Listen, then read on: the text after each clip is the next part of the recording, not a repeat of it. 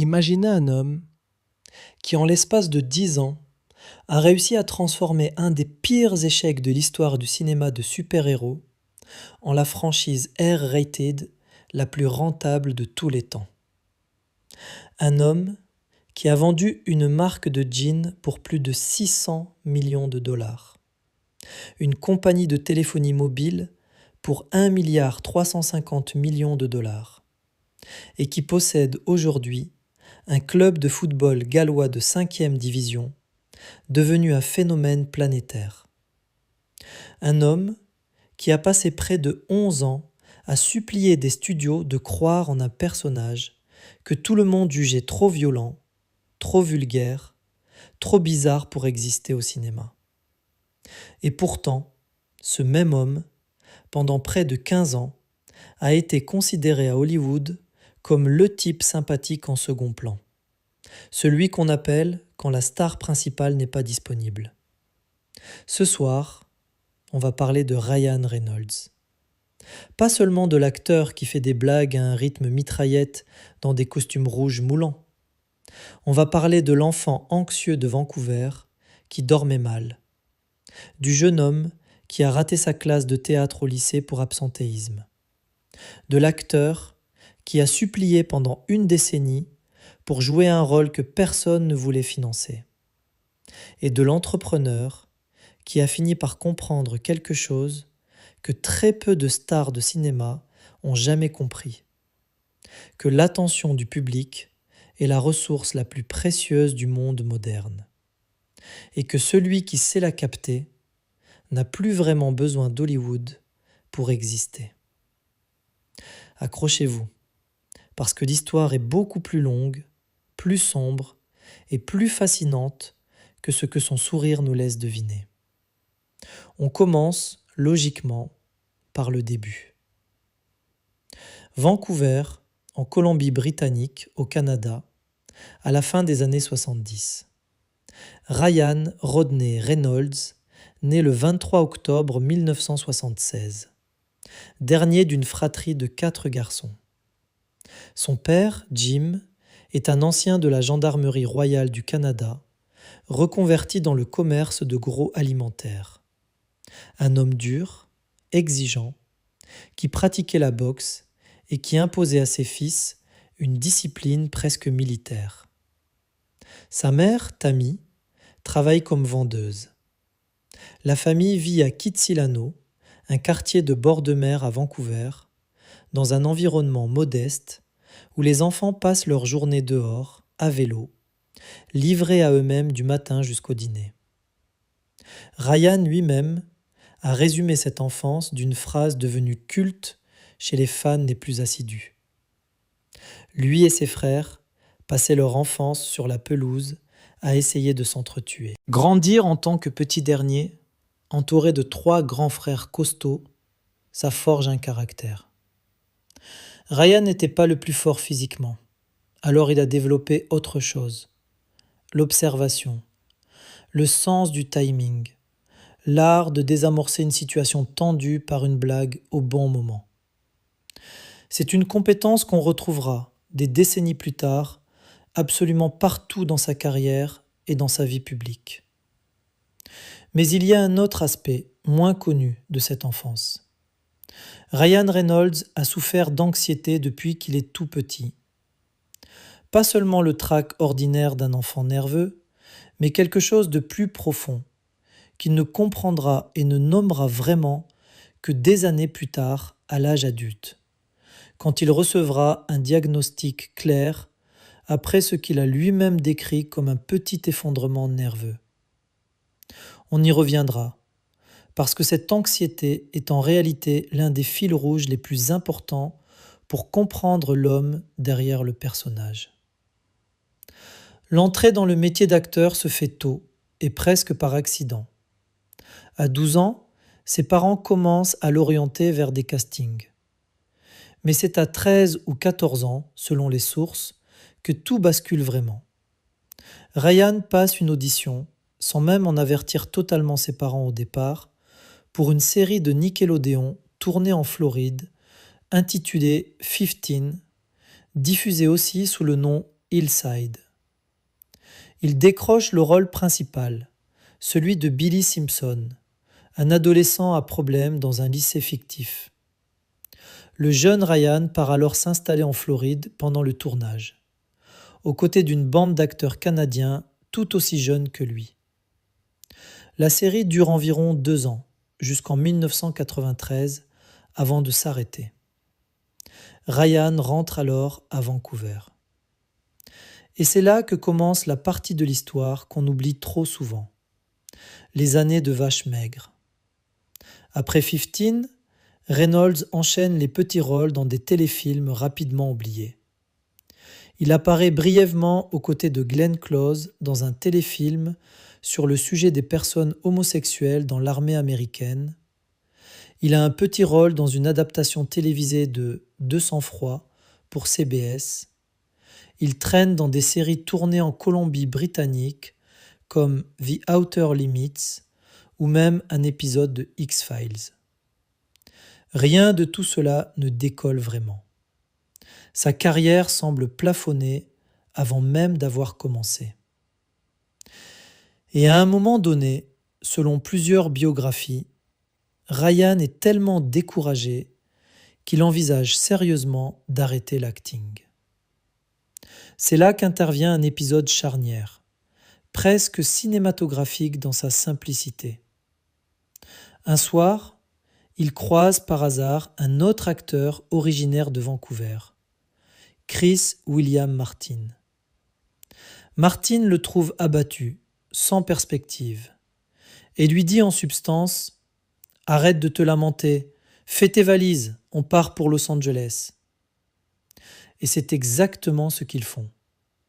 Reynolds a environ 18 ou 19 ans. Il vient de terminer le lycée de Kitsilano en 1994.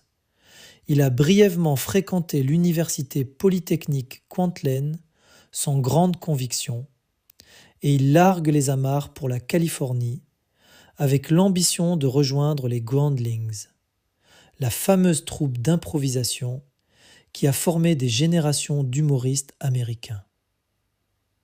Il n'a ni agent, ni contact, ni argent. Ce qu'il a en revanche, c'est un culot monstre et une capacité de travail hors norme. Los Angeles, milieu des années 90. Reynolds galère, comme tous les jeunes acteurs qui débarquent dans cette ville avec un rêve et rien d'autre. Mais il commence à décrocher des petits rôles dans des comédies. Et surtout, en 1998, il obtient le rôle qui va vraiment le lancer. Celui de Michael Bergen dans la sitcom Two Guys, a Girl and a Pizza Place, diffusée sur ABC.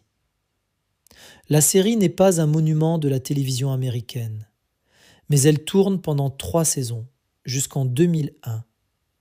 Et elle donne à Reynolds une visibilité nationale, une caisse de résonance, et surtout un vrai terrain d'entraînement pour affiner ce qui deviendra sa marque de fabrique.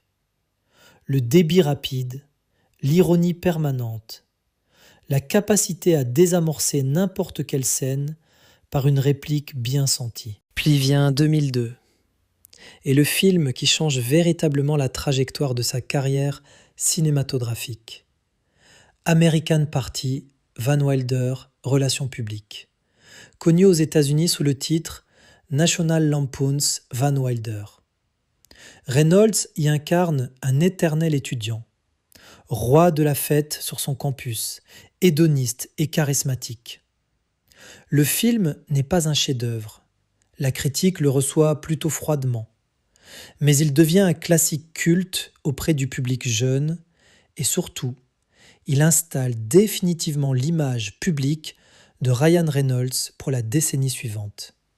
Celle du beau gosse charmeur, un peu je m'en foutiste, qui déclenche les rires par pure vanne d'esprit. C'est une image confortable, rentable, mais c'est aussi, on va le voir, une prison dorée. Parce que pendant toutes les années 2000, Hollywood ne sait faire qu'une chose avec Ryan Reynolds. Le caser dans des comédies romantiques ou des comédies pures. Il tourne dans Waiting, dans Just Friends, dans Definitely Maybe aux côtés d'Isla Fisher et surtout dans La Proposition en 2009 face à Sandra Bullock. Un immense succès commercial qui confirme son statut de tombeur bankable dans le genre romantique. C'est une carrière solide, lucrative, mais qui l'enferme dans une case. Les studios ne le voient pas comme un acteur capable de porter un blockbuster d'action ou un rôle dramatique de premier plan. Il est le second rôle sympathique, le meilleur ami charmant, le petit ami de la comédie romantique. Un acteur de complément, jamais tout à fait la tête d'affiche qu'on prend au sérieux. Et pourtant, dès cette époque, Reynolds tente d'élargir son spectre. En 2004, il obtient son premier rôle dans un film de comics, Hannibal King dans Blade Trinity, aux côtés de Wesley Snipes. C'est un rôle secondaire, dans un film qui divise franchement la critique et qui referme provisoirement la trilogie Blade sur une note peu glorieuse. Mais c'est important, parce que c'est la première fois que Reynolds touche à l'univers des comics. Et surtout, c'est sur ce tournage qu'il découvre véritablement, comme fan, le personnage de Deadpool à travers les bandes dessinées Marvel. Il tombe sur une case où Deadpool se décrit lui-même comme ressemblant à un croisement entre Ryan Reynolds et un chien Shar-Pei. Le sort, si l'on peut dire, est en train de se sceller sans que personne ne le sache encore. 5 ans plus tard, en 2009, Reynolds obtient enfin l'occasion d'incarner Deadpool pour de vrai, dans X-Men Origins Wolverine, face à Hugh Jackman. Sauf que le studio, dans une décision restée tristement célèbre chez les fans de comics, décide de dénaturer complètement le personnage. Deadpool y perd sa bouche, littéralement cousue, privé de son humour, de sa verve, de tout ce qui fait son essence dans les comics.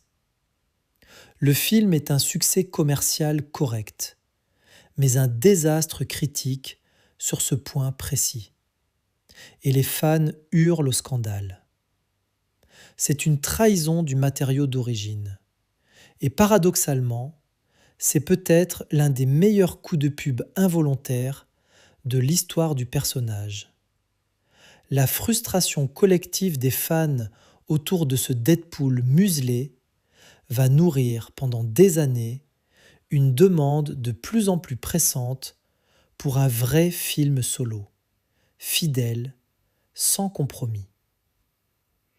Mais avant d'en arriver là, il faut d'abord parler de l'épisode le plus douloureux de la carrière de Ryan Reynolds. Green Lantern. On est en 2011. Warner Bros. Et DC Comics veulent lancer leur propre univers cinématographique partagé pour concurrencer Marvel, qui vient de connaître un succès retentissant avec Iron Man 3 ans plus tôt. Le choix se porte sur Green Lantern, avec Martin Campbell à la réalisation, un metteur en scène qui a pourtant à son actif des réussites comme GoldenEye ou Casino Royale. Reynolds décroche le rôle principal de Hal Jordan, battant à l'audition des noms comme Bradley Cooper ou Justin Timberlake. Sur le papier, tout semble aligné pour un carton, sauf que la production tourne au cauchemar. Le scénario passe entre les mains de plusieurs scénaristes et producteurs différents, sans jamais trouver de vision cohérente. Le budget explose, avoisinant les 200 millions de dollars, englouti en grande partie dans des effets spéciaux numériques qui, ironie du sort, vieilliront très mal, avec un costume entièrement généré par ordinateur, jugé artificiel et ridicule par la critique. Reynolds racontera plus tard, des années après les faits, une anecdote révélatrice de l'ambiance sur le plateau. À l'époque, il était dans une posture d'obéissance totale, du genre « Oui, monsieur, à quelle hauteur voulez-vous que je saute, monsieur ?» Quand il suggérait d'écrire une scène de dialogue simple entre deux personnages, quelque chose de peu coûteux mais qui développerait le caractère, on lui répondait invariablement qu'il fallait du spectacle. Encore du spectacle. Le résultat sort en salle le 17 juin 2011 et c'est un fiasco. La critique est impitoyable. Le film obtient un score famélique sur les agrégateurs de critiques, aux alentours de 26% de critiques positives, et le box-office mondial peine à atteindre les 220 millions de dollars, un montant qui, une fois le marketing et la distribution pris en compte, transforme le film en perte sèche pour le studio. Les conséquences sont immédiates et brutales pour toute la mythologie DC au cinéma. Les projets de suite sont abandonnés. Une série animée dérivée déjà bouclée pour Cartoon Network est annulée après une seule saison. Et le personnage de Green Lantern disparaît purement et simplement des radars de l'univers cinématographique DC pendant plus d'une décennie, absent même du film rassembleur Justice League quelques années plus tard.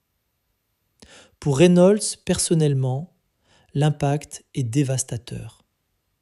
Il expliquera lui-même, dans une interview accordée à Variety en 2016, qu'après Green Lantern, il représentait pour Hollywood la mort du film de super-héros.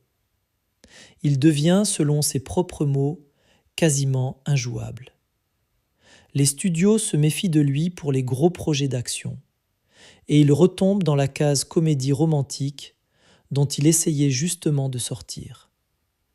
C'est un creux de vague terrible, le genre de moment où une carrière peut basculer définitivement vers l'oubli. Mais il y a, au milieu de ce désastre professionnel, un cadeau inattendu. Sur le tournage de Green Lantern, Reynolds fait la rencontre de Blake Lively, qui incarne Carol Ferris, l'intérêt amoureux de son personnage. À l'époque, les deux acteurs sont en couple avec d'autres personnes. Reynolds est marié depuis 2008 à l'actrice Scarlett Johansson. Une union très médiatisée entre deux stars montantes d'Hollywood. Mais le couple divorce en 2010, précisément pendant la période du tournage de Green Lantern. De son côté, Lively est alors en couple avec un autre acteur. Rien ne se passe entre eux immédiatement sur le plateau. Ce n'est qu'un peu plus tard, en 2011, que Reynolds et Lively officialisent leur relation dans une discrétion assez inhabituelle pour deux célébrités de ce calibre.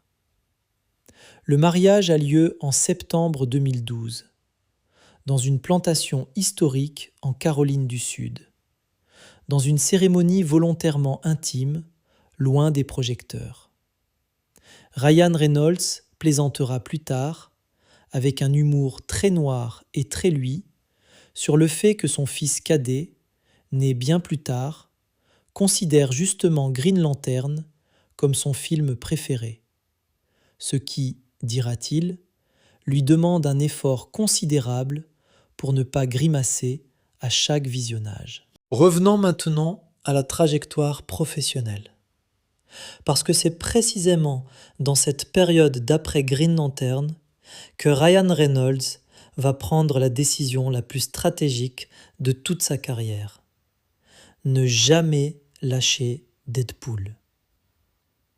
Le scénario du futur film Solo, écrit par Rhett Reese et Paul Wernick, deux scénaristes venus du succès de Bienvenue à Zombieland, fuite sur Internet dès octobre 2010. Les fans qui le lisent sont bluffés.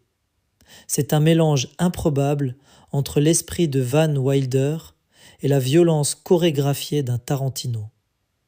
Quelque chose qu'on n'a jamais vu dans le genre super-héroïque. Mais malgré cet enthousiasme, le studio Fox reste sur la réserve. Le budget nécessaire pour un film classé R, réservé aux adultes, effraie les dirigeants, d'autant que le genre super-héroïque a toujours visé un public familial.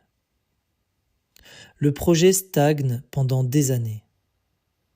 En 2011, Fox accorde tout de même à Tim Miller, un réalisateur totalement débutant sur un long métrage mais reconnu pour son travail de génie visuel chez Blur Studio, une petite enveloppe pour produire un test de 2 minutes en images de synthèse, destiné uniquement aux cadres du studio, pour essayer de les convaincre. Ce test, tourné avec un budget confidentiel à 6 chiffres, reprend une scène de bataille sur une autoroute qu'on retrouvera presque à l'identique dans le film final des années plus tard, avec des blagues déjà présentes, comme la fameuse remarque sur le costume rouge choisi pour ne pas montrer le sang, ou encore un clin d'œil final direct adressé à Tom Rothman, alors patron du studio, avec un « Salut Tom » lancé caméra face.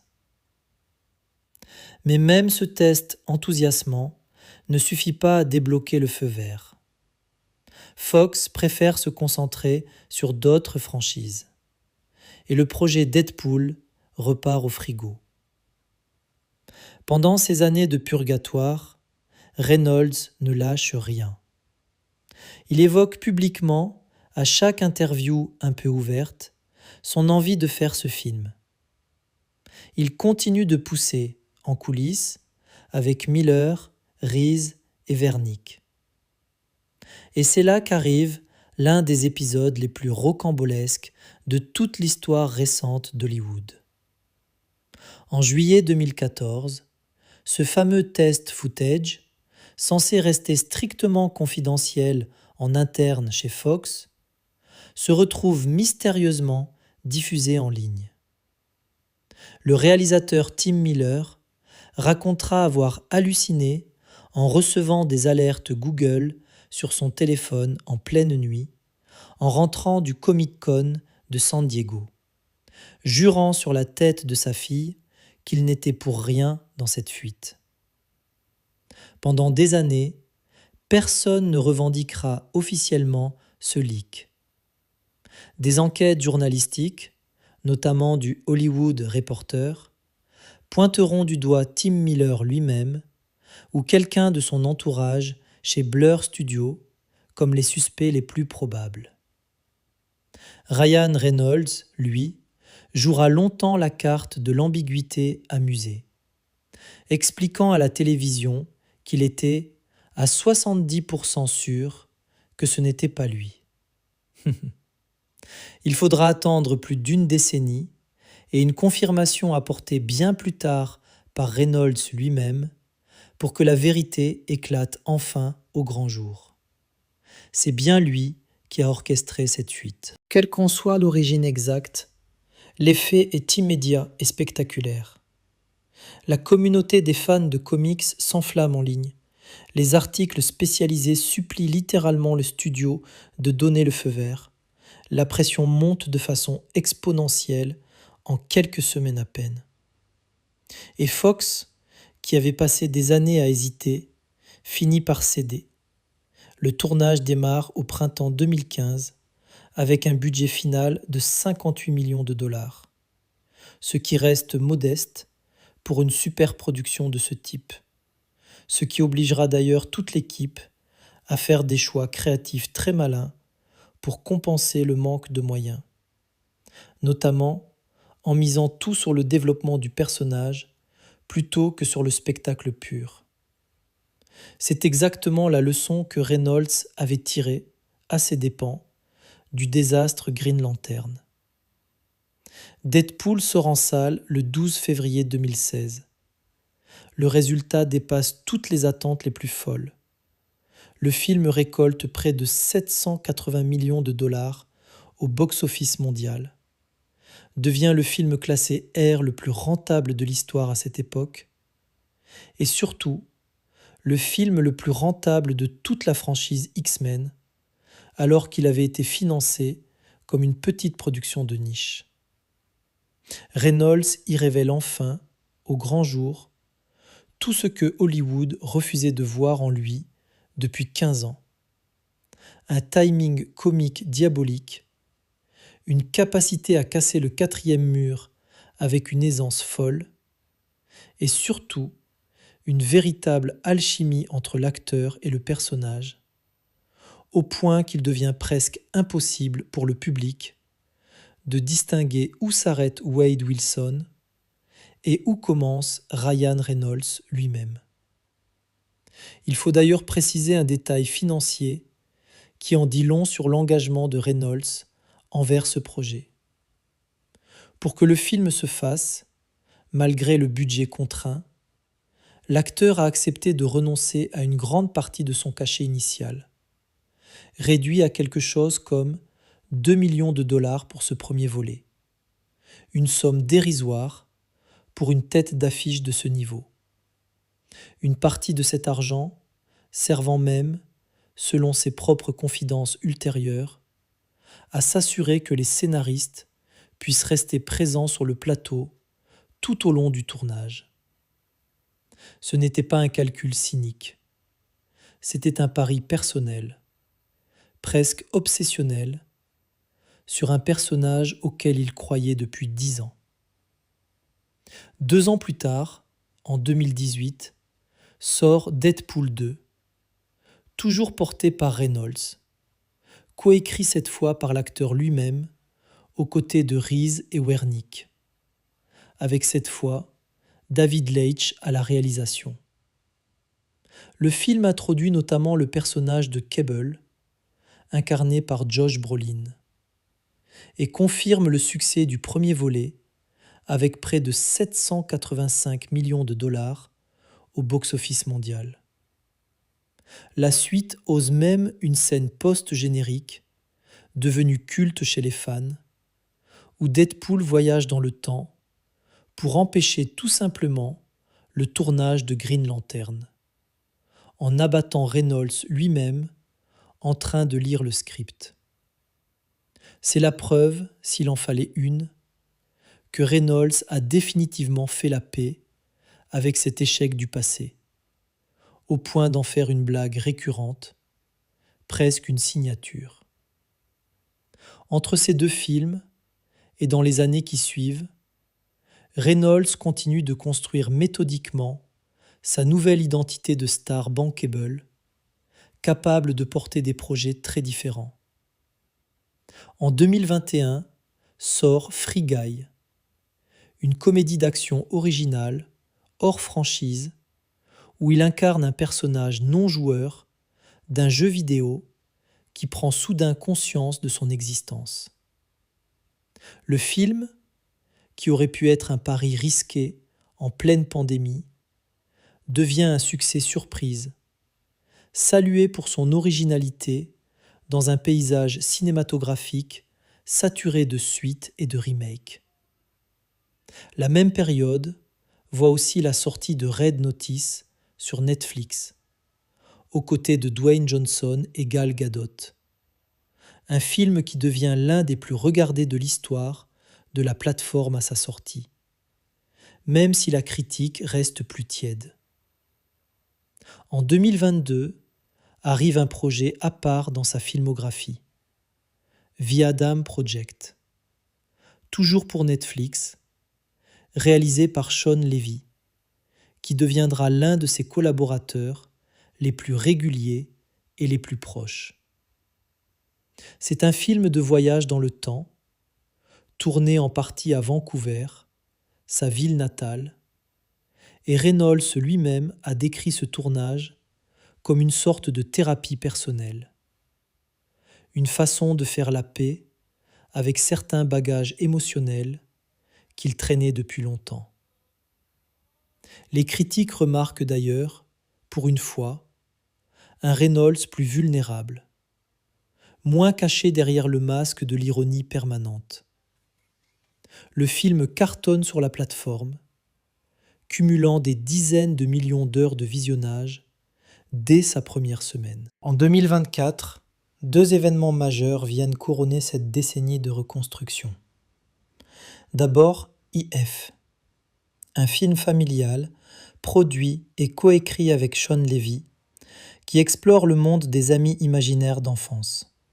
Une œuvre plus tendre, plus grand public, qui élargit encore le spectre de ce que Reynolds est capable de proposer au public. Et puis, surtout, l'événement tant attendu par les fans depuis des années. Deadpool et Wolverine, le premier film classé R de tout l'univers cinématographique Marvel proprement dit, qui réunit enfin, 15 ans après leur premier tournage commun sur X-Men Origins Wolverine, Ryan Reynolds et Hugh Jackman dans les rôles emblématiques de Deadpool et Wolverine. Réalisé par Sean Levy, le film sort à l'été 2024 et devient un phénomène planétaire. Plus d'1,338 milliard de dollars de recettes mondiales. Le film classé R le plus rentable de tous les temps, dépassant même Joker, et le deuxième plus gros succès de l'année 2024 au box-office mondial, juste derrière Vice Versa 2. Un tiers de siècle après ses débuts sur les plateaux de télévision canadiens, Ryan Reynolds devient officiellement, avec ce film, un pilier incontournable de l'écurie Marvel Studios, retrouvant en plus son ami Hugh Jackman, avec qui il partage depuis des années une complicité amicale entretenue en public par des piques mutuelles hilarantes sur les réseaux sociaux. Devenue elle-même un running gag culte auprès des fans des deux acteurs. Maintenant, il faut s'arrêter un instant sur ce qui distingue vraiment Ryan Reynolds de la plupart des autres stars hollywoodiennes de sa génération. Sa réussite en tant qu'entrepreneur et en tant que génie du marketing. Parce qu'à un moment donné, quelque part entre le tournage du premier Deadpool et le succès de sa suite, Reynolds a compris quelque chose d'essentiel. Le budget marketing colossal des grands studios n'est pas forcément la seule voie vers le succès. Une campagne intelligente, drôle, rapide, capable de surfer sur l'actualité en temps réel, peut faire beaucoup plus de bruit qu'un simple spot publicitaire traditionnel, pour une fraction du coût. En 2018, il fonde officiellement Maximum Effort, une société de production qui devient rapidement bien plus qu'un simple studio de cinéma. C'est une véritable agence de marketing créatif, capable de produire des publicités virales en quelques heures à peine, réagissant à l'actualité culturelle avec une vitesse que les agences traditionnelles ne peuvent tout simplement pas égaler. L'exemple le plus cité est resté célèbre chez les professionnels du secteur. Quand une publicité pour un vélo d'appartement connecté devient un mème planétaire à cause d'un scénario jugé dérangeant par le public, Maximum Effort produit et diffuse en moins de 48 heures une publicité parodique pour sa marque de jeans, mettant en scène l'actrice principale de ce mème devenue virale. Cette réactivité culturelle immédiate devient la signature de toutes ces campagnes. Cette philosophie s'applique d'abord à Aviation American Jean, une marque de jeans dans laquelle il prend une participation en 2018. Grâce à des campagnes publicitaires autodérisoires où Reynolds se moque ouvertement du fait qu'il essaie de vous vendre quelque chose, la marque explose en popularité. En 2020, le géant britannique des spiritueux Diageo rachète Aviation Jean pour un montant pouvant atteindre 610 millions de dollars, dont environ 335 millions payés immédiatement en liquide. Le reste étalé sur 10 ans en fonction d'objectifs de performance. Mais l'exploit le plus spectaculaire reste sans doute Mint Mobile. En 2019, Reynolds prend une participation dans cet opérateur de téléphonie mobile low cost, à l'époque totalement inconnu du grand public. Dans ses publicités, il plaisante lui-même sur le fait qu'il va toucher 15 $ par mois, soit exactement le prix de l'abonnement le moins cher de la marque. L'humour méta, la transparence assumée sur le fait qu'il fait de la publicité deviennent la marque de fabrique.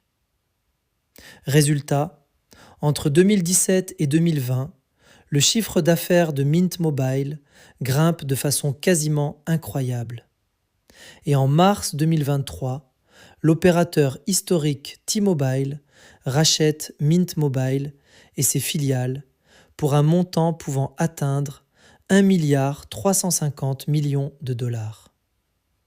La participation de Reynolds, estimée à environ un quart de l'entreprise, lui rapporte à elle seule plus de 300 millions de dollars.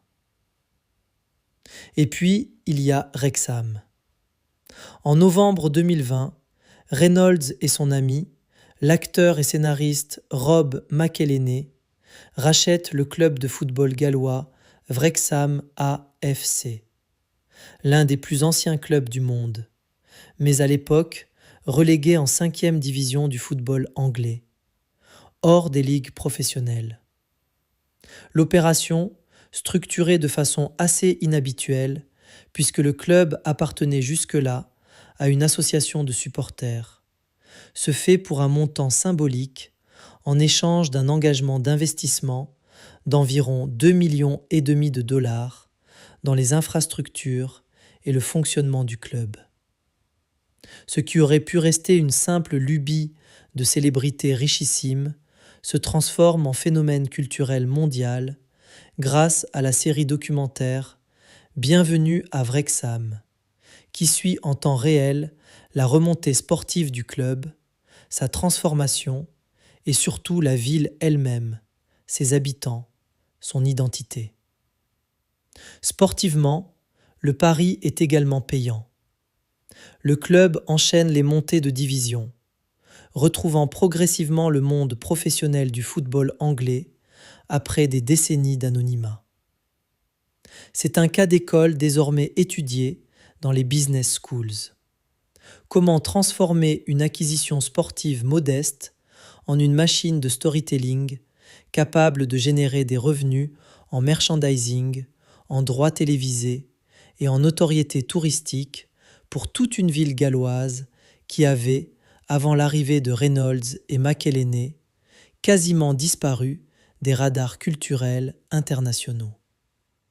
Reynolds a également investi dans d'autres secteurs, notamment dans la société canadienne de traitement des paiements Nuvei, rachetée en 2024 pour plusieurs milliards de dollars, confirmant que ses talents d'investisseur ne se limitent pas au marketing grand public, mais s'étendent aussi à une réelle intuition financière et technologique. Pourquoi est-ce que tout cela fonctionne aussi bien pour lui et beaucoup moins bien pour d'autres célébrités qui tentent la même chose?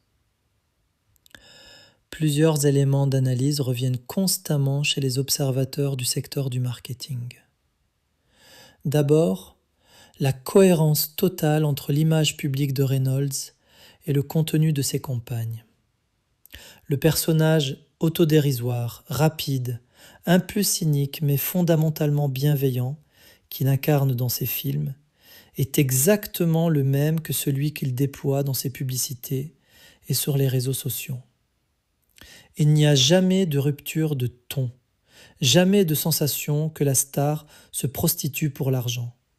Il assume, il en rit avec le public, et cette transparence désarme la méfiance naturelle que les consommateurs ont envers la publicité traditionnelle. Ensuite, il y a la vitesse d'exécution. Pendant que les grandes agences publicitaires organisent des réunions de validation qui durent des semaines, Maximum Effort peut sortir un spot en quelques heures, capitalisant sur un instant culturel avant qu'il ne soit déjà oublié. Enfin, et c'est peut-être le point le plus sous-estimé, Reynolds s'implique personnellement dans le processus créatif. Il écrit, il édite, il participe aux réunions, il ne se contente pas de prêter son visage contre un chèque. C'est cette implication réelle qui transforme une simple opération d'image en un véritable savoir-faire entrepreneurial. Maintenant, parlons de la vie privée, parce qu'elle est indissociable de la construction de cette image publique si particulière. On l'a évoqué, le premier mariage de Reynolds avec Scarlett Johansson se déroule de 2008 à 2010. Les deux acteurs se rencontrent sur le tournage de la comédie In the Land of Women en 2007, se marient discrètement en Colombie-Britannique l'année suivante, mais le couple annonce sa séparation fin 2010 pour un divorce prononcé en 2011.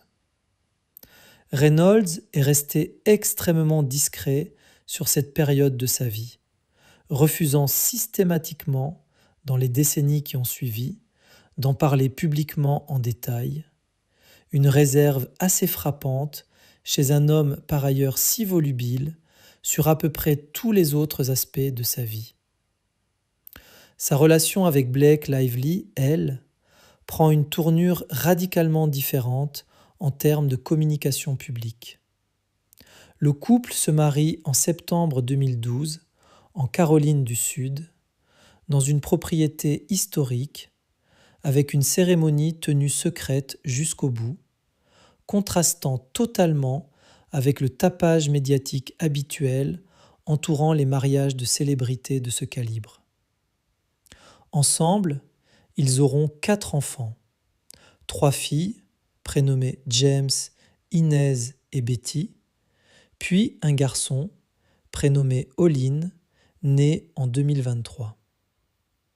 Ce qui rend le couple Reynolds-Lively particulièrement fascinant sur le plan médiatique, c'est justement leur stratégie de communication, si l'on peut appeler cela une stratégie. L'humour constant, la moquerie mutuelle assumée en public, notamment sur les réseaux sociaux, où les deux se chambrent ouvertement, se volent la vedette dans les publicités de l'autre, se taquinent sur leurs films respectifs. C'est une approche presque révolutionnaire pour un couple de stars de ce niveau, qui a l'habitude soit de cultiver un mystère absolu, soit au contraire de surexposer sa vie de famille de façon lissée et publicitaire. Reynolds et Lively, eux, choisissent une troisième voie. Ils exposent leur complicité, mais toujours filtrée par l'autodérision, ce qui donne au public l'impression d'un couple accessible, drôle, presque normal, tout en préservant en réalité une grande partie de leur intimité véritable, celle des enfants notamment, rarement montrée publiquement de façon exploitée. Mais cette image savamment construite d'un couple léger et complice a traversé ces dernières années une zone de turbulence bien plus sérieuse qu'il convient d'aborder avec toute la nuance nécessaire. En 2024 sort It Ends With Us, un film dramatique porté et coproduit par Blake Lively, adapté d'un roman à succès traitant des violences conjugales, réalisé par Justin Baldoni, qui y tient également l'un des rôles principaux. Le film rencontre un joli succès commercial, mais dès sa sortie, la presse spécialisée commence à évoquer des tensions en coulisses entre Lively et Baldoni, notamment un ton jugé décalé par une partie du public lors de la tournée promotionnelle, perçu comme peu en phase avec la gravité du sujet abordé par le film. Quelques mois plus tard, en décembre 2024, l'affaire prend une tournure judiciaire majeure. Le New York Times révèle que Blake Lively a déposé une plainte formelle auprès d'une agence californienne des droits civiques, accusant Justin Baldoni de harcèlement sexuel et de comportements inappropriés pendant le tournage, ainsi que d'avoir orchestré, avec son équipe de communication, une campagne de dénigrement en représailles à ces plaintes. Lively dépose ensuite une action en justice fédérale.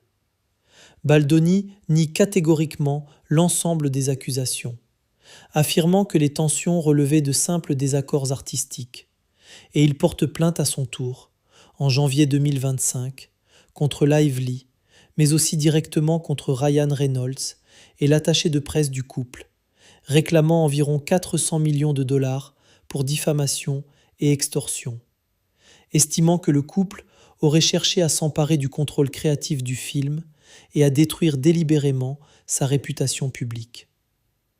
Cette bataille judiciaire, qui s'étale sur plus d'1 an à travers plusieurs juridictions, place directement Ryan Reynolds dans la ligne de mire médiatique, lui qui n'était pourtant pas impliqué dans la production du film lui-même. Les procédures judiciaires se succèdent.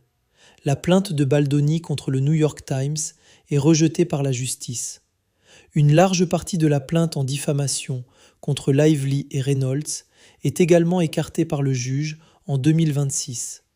Et finalement, à quelques semaines seulement d'un procès prévu à New York, les deux parties annoncent être parvenues à un accord à l'amiable, mettant fin à cette confrontation publique sans qu'un verdict formel ne vienne trancher sur le fond des accusations initiales. Il est important, en racontant cet épisode, de rester factuel et mesuré. Les accusations de harcèlement portées par Lively n'ont jamais été validées par un jugement au fond, puisque l'affaire s'est conclue par une transaction avant le procès. De la même façon, les accusations de diffamation et d'extorsion portées par Baldoni contre le couple Reynolds-Lively ont été largement rejetées par la justice avant même d'atteindre un jury. Ce que l'on peut affirmer avec certitude, en revanche, c'est l'impact médiatique considérable de cette affaire sur l'image publique du couple. Pour la première fois depuis des années, la communication si maîtrisée, si légère, si contrôlée de Ryan Reynolds et Blake Lively s'est retrouvée perputée par une controverse d'une toute autre nature, plus grave, plus juridique, échappant totalement à leur registre habituel de l'autodérision et de la blague bien calibrée. Certains observateurs ont d'ailleurs noté, non sans ironie, la coïncidence de calendrier qui a vu, à l'été 2024, Reynolds cartonner au box-office avec Deadpool et Wolverine, au moment même où son épouse traversait la tempête médiatique la plus violente de sa carrière. Un télescopage rare pour un couple de célébrités du même niveau. Cet épisode a également ravivé un débat plus ancien et plus général sur la communication du couple. Certains commentateurs, bien avant même cette affaire judiciaire, avaient déjà pointé du doigt les limites de cette stratégie de l'humour permanent, estimant qu'elle pouvait parfois sembler déconnectée face à des sujets sérieux, ou qu'elle finissait par masquer une gestion d'image extrêmement calculée derrière une façade de spontanéité. D'autres, à l'inverse, continuent de défendre cette approche comme une bouffée d'air frais authentique dans un star system hollywoodien souvent trop lisse et trop polissé. Les deux lectures coexistent, et il serait malhonnête de trancher définitivement en faveur de l'une ou de l'autre. Il faut également mentionner, dans une perspective plus large sur les critiques adressées à Reynolds au fil de sa carrière, que son humour omniprésent, sa marque de fabrique la plus reconnaissable, a lui aussi ses détracteurs. Certains critiques de cinéma lui reprochent une forme de surutilisation du même registre comique dans des films très différents. Une tendance à casser systématiquement le quatrième mur ou à désamorcer toute émotion sérieuse par une pirouette ironique. Au point que certains de ses films les plus dramatiques, comme Woman in Gold en 2015 ou le thriller de science-fiction Life en 2017, ait été accueilli avec une certaine tiédeur, la critique et le public ayant parfois du mal à prendre Reynolds au sérieux en dehors du registre comique qui a fait sa renommée. C'est d'ailleurs l'une des explications les plus souvent avancées pour comprendre pourquoi ses rôles les plus dramatiques, malgré des tentatives sincères, n'ont jamais rencontré le même écho que ses personnages plus légers. Maintenant, essayons de prendre un peu de recul et de comprendre, au-delà du simple récit chronologique, pourquoi Ryan Reynolds occupe aujourd'hui une place si singulière dans le paysage hollywoodien. D'abord, il y a cette question de la marque personnelle. Ryan Reynolds n'est plus simplement un acteur qu'on engage pour un film. Il est devenu, au fil des années, une marque à part entière, capable de générer de la valeur bien au-delà du box-office. Quand une entreprise s'associe à lui, elle n'achète pas seulement son visage ou sa notoriété. Elle achète une méthode, un savoir-faire en communication virale, une garantie de résonance culturelle immédiate. Peu d'acteurs de sa génération ont réussi cette transformation, ce passage du statut de simple interprète à celui de véritable entrepreneur médiatique à part entière, capable de créer de la valeur économique indépendamment de ses cachets d'acteurs. Ensuite, il y a la façon dont il a su transformer son image publique au fil du temps, sans jamais vraiment la trahir. Le jeune charmeur des comédies romantiques des années 2000 et l'homme d'affaires quinquagénaire propriétaire d'un club de football gallois partagent au fond le même ADN. L'autodérision, la capacité à ne jamais se prendre totalement au sérieux, une forme d'authenticité perçue, même quand on sait pertinemment qu'il s'agit d'une image construite avec un soin extrême. C'est cette continuité, cette cohérence, qui rend la marque Reynolds si solide et si difficile à imiter pour ses concurrents. Il y a également une dimension plus profonde, presque psychologique, qui mérite d'être évoquée avec précaution. Ryan Reynolds a parlé publiquement, à plusieurs reprises, de son anxiété chronique, diagnostiquée après ce qu'il a décrit comme un épisode de grande fragilité nerveuse survenu à l'âge adulte. Il a évoqué la difficulté de vivre avec cette anxiété tout en devant incarner en permanence, à l'écran comme dans la vraie vie publique, un personnage d'une confiance et d'un aplomb à toute épreuve. Certains psychologues et commentateurs ont émis l'hypothèse que cette maîtrise absolue de l'humour, ce besoin quasi compulsif de désamorcer chaque situation par une blague, pourrait être en partie une stratégie d'adaptation face à cette anxiété sous-jacente. C'est une piste de lecture intéressante, mais il faut rester prudent. On ne peut jamais diagnostiquer à distance les mécanismes psychologiques précis d'une personne qu'on ne connaît qu'à travers des interviews et des articles de presse. Ce qu'on peut affirmer en revanche, c'est que Reynolds lui-même a choisi, à plusieurs reprises, d'en parler ouvertement, contribuant modestement à normaliser la discussion sur la santé mentale dans un milieu, celui du cinéma hollywoodien, qui a longtemps cultivé le mythe de la star invincible et sans faille. Sur le plan strictement artistique, il faut aussi comprendre pourquoi Deadpool a changé sa carrière de façon aussi radicale. Ce n'est pas simplement une question de succès commercial. C'est que, pour la première fois de sa carrière, Reynolds trouvait un rôle qui ne demandait pas de choisir entre son image de comique et son ambition d'être pris au sérieux comme acteur d'action ou comme tête d'affiche de blockbuster. Deadpool est à la fois un personnage profondément drôle, cynique, autodérisoire, et un véritable héros d'action, capable de scènes de combat spectaculaires. Reynolds n'avait plus besoin de choisir entre les deux facettes de son talent. Il pouvait enfin les fusionner en un seul rôle, celui qui, avec le recul, semble avoir été écrit pour lui depuis le tout premier jour, depuis cette case de bande dessinée découverte sur le tournage de Blade, Trinity, des années avant même que le projet de film ne prenne forme. Il y a enfin une dimension plus large, presque historique, sur l'importance de Deadpool dans l'évolution du cinéma de super-héros dans son ensemble. Avant Deadpool, l'idée qu'un film de comics classé strictement réservé aux adultes puisse être un succès commercial massif relevait presque de l'hérésie pour les studios, échaudés par des précédents peu concluants. Le succès phénoménal du film, obtenu avec un budget relativement modeste par rapport aux standards du genre, a prouvé qu'il existait un public immense, avide de récits de super-héros plus matures, plus transgressifs, plus proches de l'esprit original des comics les plus subversifs.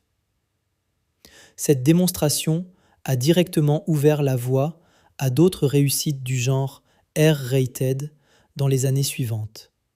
Et elle a également influencé, indirectement, la stratégie de fusion entre Disney et la 20th Century Fox, qui a fini par permettre à Deadpool d'intégrer officiellement l'univers cinématographique Marvel, une convergence qui semblait totalement improbable au moment de la sortie du premier film en 2016. Alors, pour répondre à la question qu'on s'est posée en commençant cette histoire, Ryan Reynolds est-il simplement un acteur drôle ou bien l'un des hommes les plus intelligents de l'Hollywood moderne?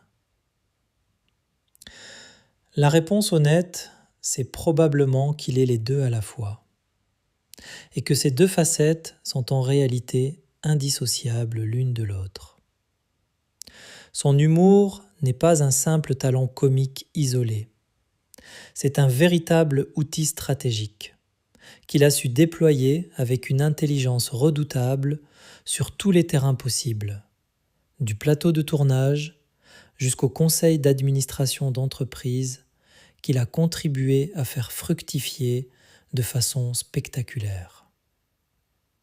Peu d'acteurs de sa génération ont su transformer un accident de casting, en l'occurrence son incapacité chronique à devenir la tête d'affiche sérieuse et dramatique qu'Hollywood cherchait initialement à faire de lui, en un véritable empire personnel, construit patiemment sur 15 ans, entre un échec cuisant qui aurait pu enterrer sa carrière et une résilience acharnée qui a fini par transformer cet échec en matière première créative. Ce qui frappe, avec le recul, c'est la cohérence de tout ce parcours.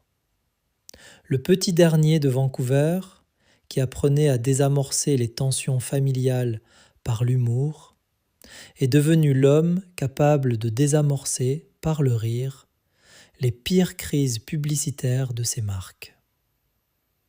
L'acteur humilié par l'échec cuisant de Green Lantern est devenu celui qui, 10 ans plus tard, a construit sur les décombres de cet échec l'une des franchises les plus lucratives de l'histoire du cinéma de super-héros.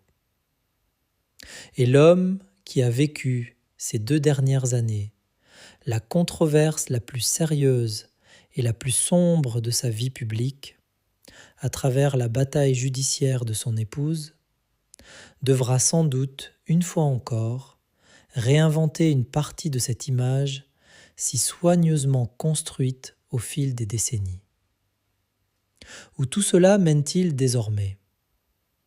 Reynolds a évoqué à plusieurs reprises son avenir dans l'univers Marvel, avec la possibilité de reprise future du personnage de Deadpool dans de prochains projets collectifs de la franchise, tout en continuant de développer en parallèle sa carrière de producteur avec Shawn Levy son complice le plus fidèle de cette dernière décennie.